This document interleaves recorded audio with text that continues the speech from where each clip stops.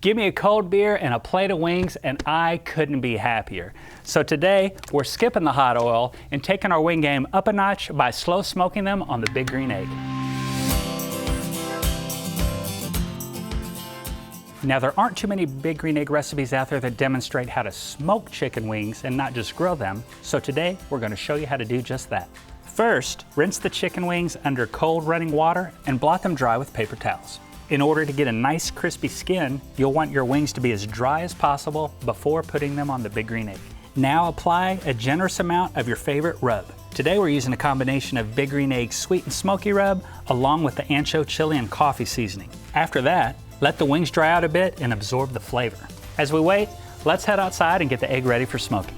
For this cook, we're using the convector basket, convector, a Big Green Egg drip pan, 2-piece multi-level rack, and a few applewood chunks.